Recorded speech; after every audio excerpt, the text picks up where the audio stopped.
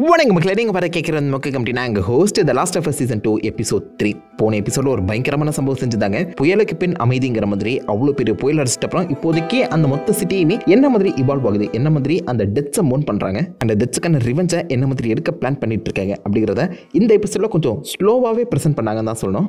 பயங்கரமான எபிசோடுன்னு சொல்ல முடியாது, பட் மோர் லைக் ஒரு மார்னிங் எபிசோடாக தாங்க இருந்துச்சு. அந்த ஊர் மக்கள் மட்டும் இல்லாமல் எலி என்ன மாதிரி அந்த டெத்துக்கு ரியாக்ட் பண்ணுறான், என்ன மாதிரி தவறான முடிவுகள் எடுக்கிறாங்கன்னு சொல்லி ரொம்பவே அழகாக காமிச்சிருந்தாங்க. ஒரு ஸ்லோ எபிசோட் தான், பட் எனக்கு தெரிஞ்சு அந்த ஒரு ஸ்லோனஸ் கண்டிப்பாக தேவைப்பட்டுச்சு நான் சொல்வேன். ஆக்ஷன் பேக்டாகவே நீங்கள் எதிர்பார்க்க முடியாதுல்ல ஒவ்வொரு எபிசோடையும். ஸோ இந்த எபிசோட் ரொம்ப டீசெண்டாக இருந்துச்சு. எபிசோட பார்த்தவங்க தோசைக்கில் காம் பண்ணுங்கள், பிரேக் டவுன் ஆரம்பிச்சிடலாம். ஜாக்சனை இப்போதைக்கு ஏகப்பட்ட கார்டிசப்ஸ் அட்டாக் பண்ணிட்ட அப்புறம் முடிஞ்ச அளவுக்கு எல்லாத்தையுமே பார்த்தீங்கன்னா எரிச்சு சாம்பல் ஆக்கிடுறாங்க. இப்போதைக்கு மொத்த ஜாக்சனுமே மோர் லைக் ஒரு அலர்ட் மோடில் தான் இருக்குது. அடிப்பட்டவங்க எல்லாருக்குமே உடனுக்குடனே ட்ரீட்மெண்ட் நடந்துட்டுருக்கு. முக்கியமாக எலிக்கும் அடிபட்டிருக்கோம். மேனி வயிற்றுல எட்டி உதச்சிருப்பான். அதில் அடிபட்டு மயங்கி விழுந்த நம்ம எலிக்கு ட்ரீட்மெண்ட் போயிட்டு இருக்கோம். அவள் லங்ஸ் பாதிக்கப்பட்டிருக்க போல அவளுடைய அந்த லங்ஸுக்கு பக்கத்தில் தான், ரிப்கேஜுக்கு பக்கத்தில் தான் ஏதோ ஒரு எக்யூப்மெண்ட்டை மாற்றி ட்ரீட்மெண்ட் பண்ணிட்டு இருக்கும் போது தெரியுது. எலி கண்ணை முழிச்சிடுறா. எழுந்து பார்த்தா அவள் கண் முன்னாடி ஆபி ஜோயில கில் பண்ண அந்த சீக்வன்ஸ் பிளே ஆகுது. ஸோ விச் மீன்ஸ் எலி இப்போதைக்கு PTSD பாதிக்கப்பட்டிருக்கான். என்ன பண்ணுறதுன்னு தெரியாமல் கதறி அழுத நம்ம எலியை காம் டவுன் பண்ணிடுறாங்க.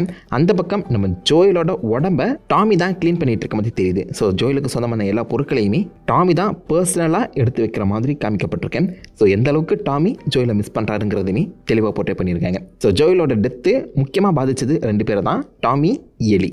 டாமி ஜோயிலோட வாட்சை பார்த்தோன்னே சாராவை நான் கேட்டதா சொல்லு அப்படின்னு சொல்லுவாப்புல. சாரா போன சீசன் பார்த்தீங்கன்னா தெரியும்னு நினைக்கிறேன், நம்ம ஜோயிலோட உண்மையான பொண்ணு. மொதல் எபிசோட்லேயே சாராவை போட்டு தெளியிருப்பாங்க. அந்த வாட்சில் அடிபட்டு தான் இந்த பக்கம் ஜோயிலே காப்பாற்றப்பட்டிருப்பாரு. அங்கே தப்பிச்ச ஜோயல் இங்கே மாட்டிக்கிட்டாரு. ஸோ அதனால் நீ மேலே போகும்போது சாராவை பார்ப்பேன், நான் கேட்டதா சொல்லு அப்படின்னு சொல்லுவாப்புல. பட் ஜோயல் நரகத்துக்கு போவாரா சொர்க்கத்துக்கு போவாரான்னு தெரியலையே. ஜோயல் எங்கே போவார்னு நினைக்கிறீங்கன்னு மார்க்க மிக்கல காம் பண்ணுங்க. அப்படியே இன்ட்ரோ ப்ளே ஆகுது. பட் வழக்கமாக இல்லாத இன்ட்ரோ ஸ்டைலில் இந்த இன்ட்ரோவில் சின்ன மாற்றத்தை மட்டும் பண்ணியிருக்காங்க. ஃபைனல் ஷாட்டில் அடிக்க பார்த்தீங்கன்னா வழக்கமாக 2 ஸ்ட்ராண்ட் வரும், ஜோயிலன் எலியை குறிப்பிடுற மாதிரி. ஆனால் இங்கே ஒரே ஒரு ஸ்ட்ராண்ட் தான் வந்திருக்கு. ஸோ விச் மீன்ஸ் எலி தனித்து விடப்பட்டிருக்கேன். உண்மையான டைட்டிலே இங்கே தான் கரெக்டாக ப்ளே ஆகுது, த லாஸ்ட் ஆஃப் அஸ். அஸ்னா ஜோயிலன் எலி தான், இல்லை ஜோயல் இறந்துட்ட அப்புறம் லாஸ்ட் ஆஃப் அஸ்ஸா எலி தாங்க இருக்கா. கவிதை மாதிரி பண்ணுறீங்களாடா. அப்படியே கடன்னு 3 மாதம் ஓடிடுதுங்க. திரும்பவும் ஜாக்சன் ரீபில்ட் பண்ணப்படுது. 3 மாதமாக தொடர்ந்து ரீபில்ட் பண்ணிட்டு இருக்காங்க அப்படின்னு தான் காமிக்கப்பட்டிருக்கேன். டாமி பார்த்தோன்னா ஒரு வீடு கட்ட ட்ரை பண்ணுவார். பட் அந்த இடத்த நம்ம ஜெஸ்ஸி ஃபில்அப் பண்ணுற மாதிரி காமிக்கப்பட்டிருக்கோம். ஸோ டாமிக்கு கொஞ்சமாக வயசாகிட்டு இருக்குல்ல, அவருடைய பொறுப்புகள் எல்லாமே ஜெஸ்ஸி கிட்ட கொடுக்குற மாதிரி தெரியுது. அது மட்டும் இல்லாமல் இந்த எபிசோட் கடைசியில் நீங்கள் பார்த்துருக்கலாம், கவுன்சிலில் ஜெஸ்ஸியுமே இருந்திருப்பான். ஸோ விச் மீன்ஸ் பொறுப்புகள் கையில் எடுத்து செய்கிறவனுக்கு கவுன்சிலையுமே இடம் இருக்குங்கிறத சொல்லாமல் சொல்கிறாங்க. டாமி பாசிபிளி இவனையும் கவுன்சிலில் சேர்த்துக்கலாங்கிற ஒரு ஐடியாவை இங்கே தான் எடுத்திருப்பான்னு தோணுது. ஜெஸ்ஸி ரொம்ப பொறுப்பானவங்க, ரொம்பவே நல்லவன். ஆனால் கேமில் சம்பவம் செஞ்சுருப்பாங்க பாருங்க, உங்களுக்கு தெரிய வரும்போது புரியும். அப்படியே அந்த பக்கம் நம்ம எலியை காமிக்கிறாங்க. 3 மாதம் கழிச்சு இப்போ தான் அவள் கொஞ்சமாக ரிகவர் ஆகியிருக்கா. உடம்பெல்லாமே கரெக்டாக இருந்தாலும் நீ கடைசியில் கெயிலை மீட் பண்ணி பேசணும். ஏன்னா அவள் தான் சைக்கோதெரபிஸ்ட். நீ மென்டலாக சரியாக தான் இருக்கியா? ஏன்னா ஆப்வியஸாக கண்ணு முன்னாடியே ஒருத்தன் கில் பண்ணுறதை பார்த்துருக்கான். அதுவும் அந்த ஒருத்தன் வேறு யாரும் இல்லை, இவருடைய அப்பா ஸ்தானத்தில் இருந்த ஒருத்தர். மென்டலி ஸ்டேபிளாக இருக்கியா அப்படின்னு சொல்லி செக் பண்ணுறதுக்காக கெயில் அங்கே வந்திருப்பான். அவள் கேட்ட 2 கேள்விகள். 1, கடைசியாக நீ ஜோயல் கிட்ட என்ன பேசினேன்னு. அப்படிசா நியூ இயர்ஸ் ஈவில் இவங்க 2 பேருமே சண்டை போட்டதே எல்லாருக்குமே தெரிஞ்சிருந்தாலும் அதுக்கப்புறம் ஜோயலை பார்த்து மீட் பண்ணி பேசினியா அப்படின்னு சொல்லி கேட்பாப்ல. டெக்னிக்கலாக பார்க்கும்போது ஜோயல் நம்ம எலி கூட கடைசியாக அந்த போர்ட்ஸ் சீக்வன்ஸில் பேசியிருப்பாங்க. போன எபிசோடில் நீங்கள் பார்த்தீங்கன்னா 2 பேருமே கடந்து போகிற மாதிரி தான் இருக்கும். பட் ஒரிஜினலாக பார்க்கும்போது கேமில் நீங்கள் பார்க்கும்போது கடைசியில் தான் இந்த சீக்வன்ஸை ப்ளே ஆகும். இல்லை நம்ம எலி இந்த பக்கம் ஜோயல் கூட பேசிகிட்டு இருப்பான். அங்கே தான் ஜோயல் நான் 2-3 கன்னை விற்று இந்த காஃபியை வாங்கி கொடுத்துட்ருக்கேன் அப்படின்னு சொல்லுவாப்புல. ஜோயலுக்கு அது வரைக்கும் காஃபி பிடிக்குமாங்கிறதே நம்மளுக்கு தெரியாது. பட் இந்த இடத்துல தான் ஜோயல் காஃபி குடிக்கிற அந்த சீக்வன்ஸே ப்ளே பண்ணியிருப்பாங்க. ரொம்ப நல்லாயிருக்கும். இதை பேஸ் பண்ணி தான் டெக்னிக்கலாக அந்த கிரேவ் ஸ்டோன் ஷாட்டில் நம்ம எலி ஜோயலுக்கு காஃபி பீன்ஸை வைக்கிற மாதிரியும் காமிச்சிருப்பாங்க. கேம் விளையாடாதவங்களுக்கு புரிஞ்சிருக்காது ஜோயலோட கல்லறையில் ஏன் காஃபி வச்சாங்கன்னு. பட் டெக்னிக்கலாக அந்த நியூ இயர்ஸ் நைட்டில் பார்த்தீங்கன்னா ஜோயல் அண்ட் எலி பேசி சமாதானமாக இருப்பாங்க. மேபி இந்த சீரிஸோட கடைசி எபிசோடில் அதை ப்ளே பண்ணி காமிக்கலாம், பார்ப்போம். அந்த இடத்துல ஒரு பொய் சொல்கிறது மட்டும் இல்லாமல் நீ சரியாக தான் இருக்கியா, இதை கடந்து வந்துட்டியா அப்படின்னு சொல்லி கேட்கும்போது ஆமாம் நான் கடந்து வந்துட்டேன் அப்படின்னு அதுக்கும் போய் சொல்லியிருப்பாங்க. இவ பொய் தான் சொல்கிறாங்கிறத நம்மளாலையும் புரிஞ்சுக்க முடியும், கெயிலாலையும் புரிஞ்சுக்க முடியும். அதாங்க ஆக்டிங். அவங்க நினச்சிருந்தா பொய் சொல்லாத மாதிரி ஆக்டிங் பண்ணியிருக்கலாம். பட் சூப்பராக பெல்லா இந்த இடத்துல அந்த ஆக்டிங்கை புல் அப் பண்ணியிருக்காங்கன்னு தான் நான் சொல்லுவேன். ஏன்னா நம்மக்கிட்டேயுமே அவள் பொய் சொல்கிறா அப்படிங்கிற ஒரு ஃபீலிங்கை அழகாகவே கிரியேட் பண்ணிடுறான். Bella may not be a perfect எலி, but she is a goddamn good actress. அதுவும் எல்லாத்தையுமே சொல்லிட்டு வெளியில் அவன் நடந்து வரும்போது சிரிப்பில் ஆரம்பித்த அவன் முகம் ஃப்ரஸ்ட்ரேஷன், சோகம் அண்ட் முக்கியமாக கோபமாக மாறும். அந்த லைட்டிங்கும் அதுக்கேற்ற மாதிரி சேஞ்ச் ஆகும். சூப்பரான ஷாட், அழகான ஒரு எக்ஸ்பிரஷனை பெல்லா புல் ஆஃப் பண்ணுற மாதிரி காமிச்சிருப்பாங்க. அமேசிங் ஆக்டர்ஸுங்க. சூப்பராகவே இந்த எமோஷன் நம்ம கிட்ட கன்வே பண்ணுறாங்க தான் சொல்லணும். அவன் அங்கேருந்து டேரெக்டாக கிளம்பி ஜோயலோட வீட்டுக்கு தான் போகிறான். ஐ மீன் தன்னோட வீட்டுக்கு போகிறான். அங்கே இருக்கவங்க எல்லாருமே ஜோயலுக்கு இறுதி அஞ்சலி செலுத்தியிருப்பாங்க. பூக்கள்லாம் வச்சுட்டு போயிருப்பாங்க. ஏன்னா ஜோயலும் டாமியும் ஒன்றா சேர்ந்து தான் இந்த ஜாக்சனை இவ்வளோ பெரிய ஒரு சிட்டியாகவே வளர்த்துருக்காங்கன்னு சொல்லலாம். ஜோயல் பாதியில் தான் வந்து சேர்ந்தாரு. பட் இவங்க 2 பேரோட அந்த நாலேஜ், இவங்க 2 பேரோட அந்த 5 வருஷம் உழைப்பு தான் ஜாக்சன். கண்டிப்பாக இவங்களுக்கும் அவங்க மேலே ஒரு மரியாதை இருக்க தான் செய்யும். எலி அப்படியே அங்கேருந்து கிளம்பி தன்னுடைய ரூமுக்கு போவான். தொடர்ந்து பார்த்தா உள்ள கட்டில் எதுவுமே இருக்காது. பட் 2-3 இன்ட்ரெஸ்டிங்கான பெயிண்டிங் இருக்கும். இங்கே பார்த்தீங்கன்னா அஸ்டானட் கிட்டார் வச்சுட்டு இருப்பாரு. எலிக்கு அஸ்டானட்டும் பிடிக்கும், கிட்டாரும் பிடிக்கும். எலியை ரெப்ரசென்ட் பண்ணுற மாதிரி ஒரு போஸ்டர் இருக்குங்க. அது மட்டும் இல்லாமல் இந்த நோட்டீஸ் போர்டில் நீங்கள் பார்த்தீங்கன்னா யாரோ ஓரமாக உட்காந்து அழுதுட்டு இருக்க மாதிரி ஒரு டிராயிங் வரையப்பட்டிருக்கு. எலிக்கு டிராயிங்கும் தெரியும். ஸோ மேபி இது நம்ம ஜோயலோட சண்டை போட்ட அப்புறம் வரைஞ்ச ஒரு டிராயிங்காக இருக்க சான்சஸ் அதிகம். அது ஒரு முக்கியமான சீன். அது எந்த எபிசோட ப்ளே ஆக போகுதுன்னு தெரியல. அதுவே இந்த ஷாட்டில் ஆப்வியஸாக நிறைய அந்த மாத் டைகிராம் வந்து வரையப்பட்டிருக்கு. பட் கட்டில் எங்கே போச்சு அதானே தெரியல. இந்த பக்கம் ஜோயலோட ரூமுக்கு வரும்போது அவருடைய கடைசி பிலாங்கிங்ஸை கட்டில் வச்சுட்டு போயிருப்பாங்க. செம்ம இன்ட்ரெஸ்டிங்கான எமோஷனலான ஒரு ஷாட். இதில் தான் எலி அவளுக்கு தேவையான இந்த ரிவால்வர் எடுப்பான். நாமளும் இப்போ லேட்டஸ்டாக லாஸ்ட் ஆஃப் டீமில் பார்த்துருப்பீங்க. இந்த ரிவால்வரை தான் ஃபஸ்ட்டு மேக்ஸ் அவுட் பண்ணேன். ஏன்னா மோஸ்ட் ஆஃப் த கிட் நான் இந்த ரிவால்வரை வச்சு தான் எடுத்தேன். எலியுமே அதை தான் மோஸ்ட்லி இந்த சீசனில் பண்ணுவான்னு நினைக்கிறேன். ஜோயலுக்கு பழி வாங்குற, ஜோயலுக்கு ரிவெஞ்ச் எடுக்க போகிறேன்னு சொல்லி இந்த ரிவால்வரை வச்சு தான் ஆபியோட டீம்மேட்ஸ் முக்கால்வாசி பேரை கில் பண்ண போகிறான். நீங்கள் என்ன வெயிட் பண்ணி பாருங்க. முக்கியமாக அந்த ஜோயலோட வாட்சையுமே எடுத்திருப்பான். திரும்பி பார்த்தா ஜோயலோட ஷர்ட் இருக்கும். அதில் தப்பு பண்ணிட்டேன் அப்படின்னு சொல்லி அந்த ஷர்ட்டை கட்டிப்பிடிச்சி அழுவா. அகைன் செம்ம எமோஷனலாக ப்ளே பண்ணியிருக்காங்க. ரொம்ப நல்லா இருக்கு. மோஸ்ட்லி இந்த எபிசோட் பார்த்தீங்கன்னா செம்ம ஸ்லோவாக தான் நகரும். பட் அந்த எமோஷனை சிங்க் இன் பண்ண விட்டுறாங்க. அதுக்கான டைம் கொடுக்குறாங்களே, அந்த பாராட்டி ஆகணுங்க. இந்த இடத்துல கரெக்டாக நம்ம டீனா வந்துடுறான். இப்போதாமா டிஸ்சார்ஜ் ஆகி 30 நிமிஷம் ஆச்சு, அதுக்குள்ளேயே நீ வந்துட்டியா அப்படிங்கிற மாதிரி ஏழை தன்னுடைய அந்த அழுகை எல்லாத்தையுமே கிளியர் பண்ணிக்கிட்டு டீனா போய் மீட் பண்ண. டீனா குக்கீஸோட வந்திருப்பான். ஏன்னா ஏதாவது பிரச்சனை வரும்போது கோவப்படும் போது சாப்பிட்டா சரியாயிடும்னு சொல்லுவாங்களே, அதுக்கேற்ற மாதிரி டீனாவும் மொத்தம் அதை சாப்பிடு. அப்புறம் ஒரு முக்கியமான விஷயம் சொல்கிறேன்னு இந்த பக்கம் அந்த இடத்துல ஜோயல் இறந்த இடத்துல என்னென்ன விஷயங்களை பார்த்தான்னு சொல்லி தெளிவாக ஒவ்வொன்றா ஒப்பிக்க ஆரம்பிப்பான். ஏன்னா டீனா கான்ஷியஸாக இருக்கும்போது தான் ஆபி இவங்களுடைய எல்லா பேரையுமே எக்ஸ்பிளைன் பண்ணியிருப்பான். ஸோ அந்த வகையில் டீனாவுக்கு இவங்களுடைய பேர் கண்டிப்பாக தெரிஞ்சிருக்கும். அது மட்டும் இல்லாமல் டீனா ஜோயல் பார்க்காத இன்னொரு விஷயத்தையும் பார்த்துருப்பான். இவங்கெல்லாம் யார், எங்கிறது வந்திருக்காங்க, WLF அப்படிங்கிற அந்த லோகோ. அந்த சமயத்தில் டீனாவுக்கு எல்லாமே தெரிஞ்ச மாதிரி லைட்டாக ஒரு வித்தியாசமான ரியாக்ஷன் கொடுத்துருப்பாள். அது ஏன்னு இங்கே தான் புரியுது. ஏன்னா டீனா ஆல்ரெடி உல்ஃபை பற்றி தெரிஞ்சு வச்சிருப்பான். Washington Liberation Front FEDRA take over பண்ணும்போது அவங்களை எதிர்த்து ஃபயர்ஃப்ளைஸ் எப்படி ஒரு பெரிய டீமாக பில்ட் ஆச்சோ அதே மாதிரி WLFம் ஒரு பெரிய டீமாக பில்ட் ஆச்சு. ஆனால் ஃபயர்ஃப்ளைஸையே ஓவர்டேக் பண்ணுற மாதிரி ஒரு பேராமிலிட்டரி குரூப்பாக WLF இருக்கும். எபிசோட் எண்ட்லேயுமே பார்த்துருக்கலாம். அத்தனை சோல்ஜர்ஸ் இருப்பாங்க. கேம்லேயுமே நீங்கள் பார்த்தீங்கன்னா ஒரு பெரிய ஸ்டேடியத்தை அவங்க மொத்தமாக டேக் ஓவர் பண்ணி உள்ள ஒரு சிட்டியவே ரன் பண்ணிட்டு இருப்பாங்க. பயங்கரமானவங்க.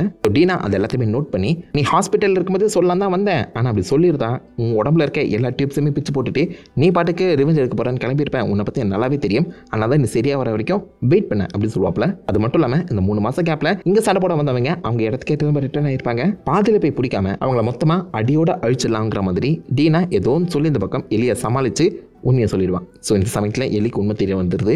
இது வரைக்கும் டீனாக்கு மட்டும் தான் அந்த உண்மை தெரியும். இப்போதைக்கு எலியோட சேர்த்து டாமி கிட்டேயுமே அந்த உண்மையை சொல்லிடுவாங்க. டாமி இது ரொம்பவே கேஷுவலாக ஹேண்டில் பண்ணியிருப்பாரு. கேமில் அப்படி கிடையாது. கேமில் ஆக்சுவலாக ஜோயல் கூடவே டாமி தான் இருப்பாப்ல. டாமிக்கு மட்டும் தான் அந்த உண்மை தெரிஞ்சிருக்கும். அண்ட் டாமி எலிக்கு முன்னாடியே கிளம்பி நான் ஜோயலுக்காக பழி வாங்க போகிறேன்னு சொல்லி ஓடி இருப்பாரு. பட் இந்த இடத்துல கொஞ்சம் சென்சுவலாக ஹேண்டில் பண்ணுற மாதிரி தான் காமிக்கப்பட்டிருக்கேன். மரியா கூட பேசி நம்ம கவுன்சிலோட டிஸ்கஸ் பண்ணி தான் இதுக்கான முடிவை எடுக்க முடியும்னு சொல்ல, எலி இது மட்டும் உனக்கும் எனக்கும் நடந்து இருந்துச்சுன்னா இந்நேரத்துக்கு ஜோயல் சியாட்டலுக்கு பாதி தூரம் போயிருவான் அப்படின்னு சொல்லுவாப்புல. அதான் ஜோயலோட கேரக்டர் டிஃபைன் பண்ணக்கூடிய ஒரு மொமெண்ட். ஜோயல் தனக்கு நெருக்கமானவங்களுக்கு ஏதாவது ஆபத்து வந்துச்சுன்னு தெரிஞ்சாலே போதும் இறங்கி செஞ்சிருவாப்புல. இவங்க 2 பேரும் ஜோயல் அளவுக்கு இல்லை, அதை வந்து தெளிவாகவே காமிக்கிறாங்க. என் கண்ணை பற்றி என்கிட்ட சொல்லாத, நாளைக்கு கவுன்சிலில் மீட் பண்ணி எல்லாத்தையுமே பேசி தீர்த்துப்போம், இப்போதைக்கு வீட்டுக்கு போய் படுத்து தூங்க அப்படின்னு சொல்லி நம்ம எலியை கொஞ்சம் கட்டுப்படுத்தி அனுப்பி வைக்கிறாங்க. எலியும் வேற வழி இல்லை, இவங்க பேச்சை கேட்டு தான் ஆகணும்னு சொல்லி அதுக்கேற்ற மாதிரி அமைதியாக போயிடுறான். இந்த சமயத்தில் தான் இன்னொரு முக்கியமான குரூப்பை காமிக்கிறாங்க. செரஃபைட்ஸ் இல்லைனா ஸ்கார்ஸ். சியாட்டில் காட்டுக்கு நடுவில் ஒரு குரூப் ஆஃப் செரஃபைட்ஸ் நடந்து போகிற மாதிரி இருக்கு. யார் அந்த செரஃபைட்ஸ் நீங்கள் கேட்பீங்க. வெல், இந்த பிரேக் அவுட் நடக்கிற அந்த சமயத்தில் நிறைய அந்த சாமியார்கள் இருப்பாங்களே, அந்த மாதிரி ஒருத்தி தான் த ப்ராஃபெட். அவன் கடவுள் நம்மளை தண்டிக்கிறதுக்காக தான் இந்த சம்பவத்தை செஞ்சிருக்காரு அப்படின்னு சொல்லி தனக்கான ஒரு ரிலீஜியஸ் கல்ட் குரூப்பை உருவாக்கி வச்சிருப்பான். ஆரம்பத்தில் இதை நம்பாதவங்க சில பேர் இந்த கல்ட் கூடவே ஒன்றா சேர்ந்து டெக்னாலஜி எதுவுமே யூஸ் பண்ணாத காட்டுக்குள்ளே வாழ்கிற காட்டுவாசிகளாக நம்ம இருக்கணும், அப்படி இருந்தால் மட்டும் தான் கடவுள் நம்மளுக்கு வந்து ஹெல்ப் பண்ணுவார் அப்படின்னு சொல்லி வெப்பன்ஸ் அது இதுன்னு எதையுமே தொடாமல் சிம்பிள் காட்டு மக்களாக வாழ்ந்துட்டு இருப்பாங்க. அவங்க தூரமாக இருக்க கூட கம்யூனிகேட் பண்ணுறதுக்கு விசில தான் யூஸ் பண்ணுவாங்க. இதே சியாட்டில் தான் WLF பெரிய ஆட்களாக வளர்ந்துருக்க அந்த சமயத்தில் நடுவில் இவங்க 2 பேருக்கும் அடிக்கடி சண்டைங்கிறது நடக்கும். இப்போதைக்கு உல்ஃப் டீம்லேருந்து தப்பிச்சு இவங்க எங்கேயோ போயிட்டு இருக்காங்க போல தெரியுது. ஒரு குட்டி பொண்ணு கூட ஒரு க்யூட்டான சீக்வன்ஸ் வந்து ப்ளே ஆகியிருக்கும். இதில் அவங்க ப்ராஃபிட் யார், அவங்களுடைய ஐடியாலஜி என்னங்கிறத தெளிவாக எக்ஸ்பிளைன் பண்ணியிருப்பாங்க. உல்ஃப் வராங்க அப்படிங்கிற விஷயம் தெரிஞ்சோடனே இவங்க ஓரமாக போய் ஒளிரமாக தான் காமிக்கப்பட்டிருக்கோம். பட் லேட்டர் நமக்கு ஒரு உண்மை புரியும். அந்த உல்ஃப்ஸ் குழந்தைன்னு கூட பார்க்காம பட்டுன்னு எல்லாருமே சுட்டு கொண்டு போயிட்டே இருப்பாங்க. உங்களால் டிஃபெண்ட் பண்ண முடியாதுன்னு தெரிஞ்சிருந்தும் சுட்டு கொண்டு இருக்காங்க. மோசமானவங்க உல்ஃபு. நாங்கள் வைக்கிறதான் சட்டம்னு நினைக்கக்கூடியவங்க. பட் இந்த சமயத்தில் செராஃபைட்ஸ் எதிர்த்து சண்டை போட்டாங்களான்னு நம்மளுக்கு தெரியல. பட் ஒரு மிகப்பெரிய சண்டைங்கிறது நடந்திருக்கு. அதில் ஏகப்பட்ட செராஃபைட்ஸ் கொல்லவும் பட்டிருக்காங்க. இந்த ஸ்கார்ஸ்க்கான ஒரு சின்ன இன்ட்ரோ மட்டும் கொடுக்கப்பட்டிருக்கேன். அண்ட் ஆப்வியஸாக இந்த செராஃபைட்ஸை ஸ்கார்ஸ்ன்னு சொல்கிறதுக்கான காரணம் இவங்க கன்னத்தில் 2 கோடு போடப்பட்டிருக்கோம். அந்த ப்ராஃபிட்டை ஃபாலோ பண்ணுறதுக்காகவே போடப்பட்ட கோடுன்னு சொல்லுவாங்க. இதை வச்சு உல்ஃபு மட்டும்தான் இவங்களை ஸ்கார்ஸ்ன்னு சொல்லி கூப்பிடுவாங்க. ஸ்கார்ஸ்ன்னு சொன்னால் இவங்களுக்கே பிடிக்காது. இவங்க செராஃபைட்ஸ் தான். நைட் ஆயிடுது. நைட் இந்த பக்கம் நம்ம எலிக்கு ட்ரைனிங் கொடுக்க வந்திருக்காரு ஜெசி. ஏன்னா 3 மாதம் சும்மா படுத்த இருந்திருக்கால, அவருடைய இந்த ஸ்ட்ரென்த்துக்கு வீக் ஆகியிருக்கும். அந்த ஸ்டாமினா அண்ட் ஸ்ட்ரென்த்தை ரீபில் பண்ணுறதுக்காக ட்ரைனிங் கொடுக்க வந்திருக்காரு. அண்ட் ஆப்வியஸாக இப்போதைக்கு ஜெசி கவுன்சிலில் இருக்க விஷயம் எலிக்கு தெரிய வந்திருக்கு. அந்த காரணத்தினால நாளைக்கு கவுன்சில் மீட்டிங்கில் எனக்கு ஓட்டு போடுவியா அப்படின்னு கேட்க, எலை என்ன 2000 ரூபாய் கொடுத்து ஓட்டை காசு கொடுத்து வாங்கலான்னு நினைக்கிறியா அப்படின்னு சொல்லி கலாச்சி விட்டு போயிருப்பாரு. ஜெசியும் டெக்னிக்கலாக இந்த பக்கம் நம்ம எலிக்கு ஹெல்ப் பண்ணுறதுக்காக சேட்டில் போனவர் தான். பட் இந்த இடத்துல கொஞ்சம் ரஃப் அண்ட் டஃபாக இருக்க மாதிரி காமிச்சிருக்காங்க. ஜெசி கிளம்புறதுக்கு முன்னாடி நீ ரொம்ப கோவத்தில் இருக்க, உன் மனசில் தோன்ற விஷயத்த இந்த கோவம் தனிச்சிட்ட அப்புறம் எழுதி வச்சுக்கோ, நாளைக்கு அதை படித்து ஓட்டை வாங்குறத பாரு அப்படின்னு எலிக்கோ சின்ன அட்வைஸும் கொடுத்துட்டு போயிருப்பாரு. ஜெசி ரொம்பவே நல்லவங்க, திரும்பவும் சொல்கிறேன். அடுத்த நாள் கவுன்சில் ஹியரிங்கிறது நடக்குது. ஸோ இப்போதைக்கு ஊரில் இருக்க எல்லாருக்குமே ஜோயலை கொண்டது யாருங்கிற விஷயம் தெரிஞ்சிருக்கு. என்ன பிளான் பண்ணியிருக்காங்கன்னா, ஒரு 16 பேர் கொண்ட ஒரு எலைட் க்ரூவை எலியோட அனுப்பி இந்த சியாட்டிலேருந்து வந்தவங்க யார், அவங்க எப்படி வந்தாங்க அண்ட் அவங்கள எப்படி போட்டு தள்ளுறதுன்னு சொல்லி ஒரு ரிவெஞ்ச் பிளானை வந்து பார்த்தீங்கன்னா போடணும். இதுக்கு 16 பேரை அனுப்பலாமா வேணாமான்னு சொல்லி ஒரு கவுன்சில் மீட்டிங் தான் நடந்துட்டு இருக்கு. எல்லாருமே ஏகப்பட்ட ஓட்டிங் போட்டுட்டு இருக்காங்க. அவங்க சைட் ஆஃப் நியாயத்தையுமே சொல்லிட்டு இருக்காங்க. அந்த வகையில் ரேச்சலுங்கிற ஒரு பொண்ணு, நானும் தான் என் தங்கச்சி இழந்தேன், அதுக்காக நம்ம இறங்கி திரும்ப சண்டை போடணும்னு சொல்ல முடியுமா? இழப்புங்கிறது நடக்க தான் செய்யும். அதுக்காக இப்போ நம்ம ஜாக்சனை திரும்ப ரீபில்ட் பண்ணிட்டு இருக்கோம். அதுக்கு தான் உதவி செய்யணுமே தவிர்த்து ரிவெஞ்சை நோக்கி போகக்கூடாதுன்னு சொல்லுவாங்க. காரைல் அப்படிங்கிற ஒருத்தரும் மறப்போம் மன்னிப்போம்ங்கிற மாதிரியும் பேச செய்வார். டெக்னிக்கலாக அந்த மொத்த லாஸ்ட் ஆஃப் சீசன் 2க்கான மொத்த கோர் ஐடியாவே அதுதான், ஃபர்கிவ்னஸ். வயலன்ஸுங்கிற ஒரு விஷயம் வட்ட மாதிரி நீங்கள் நூல் பிடிச்ச மாதிரி அந்த வயலன்ஸ் பின்னாடியே போயிட்டே இருக்கணுமே தவிர்த்து ரிவெஞ்சுங்கிறது உங்களுக்கு சாட்டிஸ்ஃபேக்ஷனை தராது. அதை தான் அவர் சொல்ல வந்திருப்பாரு. பட் செத்து உள்ள இறங்கி சம்பவம் செஞ்சிருப்பார் பாருங்க. கோயலை என்னடா ஃபர்கிவ்னஸ் தக்காளி, 5 பேர் இறங்கி நம்ம டீமில் முக்கியமான ஒருத்தனை போட்டு தள்ளிட்டு போயிட்டாங்க, நாளைக்கு திரும்ப வர மாட்டாங்கன்னு என்ன நியாயம்? நம்ம திரும்ப அடிக்காத வரைக்கும் அவங்க நம்ம அடிச்சுக்கிட்டே தான் இருப்பாங்க. அந்த ஒரு காரணத்தினால நம்ம இதை இறங்கி செய்யணும். இதுதான் என்னுடைய பிளானுங்கிற மாதிரி ஓப்பனாகவே நம்ம எலிக்கு சப்போர்ட் பண்ணுவார். இவர் தான் நியூ இயர் ஈவில் நம்ம எலியை கேன்னு சொல்லி கலாச்சவர். இந்த சமயத்தில் ஜோயல் கிட்ட அடியும் வாங்க செஞ்சிருப்பாரு. பட் அதை விட இந்த ஐடியாலஜி தான் முக்கியம்னு சொல்லி நிற்கிறாரு பார்த்தீங்களா. அது ஓப்பனாகவே எதிர்த்து நின்று பேசுகிறாருங்க. அந்த தைரியம் எனக்கு பிடிச்சிருக்கு, எலிக்கும் பிடிச்சிருக்கும்னு நினைக்கிறேன். மோர்லைக்கு ஒரு குட்டி ரிடம்ஷன் மாதிரி செத்துக்கு படம் பார்த்துருக்காங்க. நல்லாயிருக்கு. எலியோட ஸ்பீச் லைட்டாக மேனிப்புலேட்டிவாக தான் இருக்கும். இதை நான் எனக்காக கேட்கல, ரிவெஞ்சுக்காக கேட்கல, நம்மளுக்காக கேட்குறேன் அப்படின்னு சொல்லி கொஞ்சம் மேனிப்புலேட்டிவாக பேசி கவுன்சிலை சப்போர்ட் பண்ணலான்னு பார்க்க ட்ரை பண்ணியிருப்பாங்க. பட் ஃபைனல் வேர்டிக்ட்டுங்கிறது கவுன்சில் சப்போர்ட் பண்ணலை. 3 பேர் மட்டும் தான் எஸ்ன்னு ஓட் பண்ணியிருப்பாங்க. எனக்கு தெரிஞ்சு maybe like Jesse, Tommy and Maria மட்டும் தான் அது ஓட்டிங் போட்டிருப்பாங்கன்னு நினைக்கிறேன். ஜெஸியும் ஓட் பண்ணலனா செம்ம காண்டா இருப்பாளா எலி. ஓட்டிங் ஃபெயிலியர் ஆகிடுச்சு, இதுக்கப்புறம் மொத்த சம்பவத்தையும் என் கையில் நானே எடுத்துக்கணும் அப்படின்னு சொல்லி அன்னைக்கு நைட்டே எலி தனியால் கிளம்ப எல்லா வெப்பன்ஸுமே ரெடி பண்ணிட்டு இருப்பான். வெப்பன்ஸ் அண்ட் சில பல சாப்பாடுகள் மட்டும் தான் எடுத்துகிட்டு இருப்பான். அந்த சமயத்தில் தான் கரெக்டாக அடி நான் உள்ள பூந்து, என்ன இதை மட்டும் வச்சுக்கிட்டு நீ எப்படி அவ்வளோ தூரம் போவேன்? ப்ரிப்பரேஷன் அண்ட் பிளானிங் முக்கியம். இங்கே பாரு, நான் ஒரு லிஸ்ட்டே போட்டிருக்கேன்னு தேவையான பொருட்கள் எல்லாத்தையுமே பர்ஃபெக்டாக லிஸ்ட்டு போட்டு அது எல்லாத்தையுமே ரெடி பண்ணிட்டு வந்திருப்பாங்க. எலி கோபத்தில் முடிவு எடுக்கிறவன். ஸோ சில முடிவுகளை தப்பாக எடுத்துருவான். அதனால கூட நானும் போயிடணும் அப்படிங்கிற மாதிரி டீனா அந்த இடத்துல எலிக்கு ஹெல்ப் பண்ண வந்திருப்பான். Which is really good thing.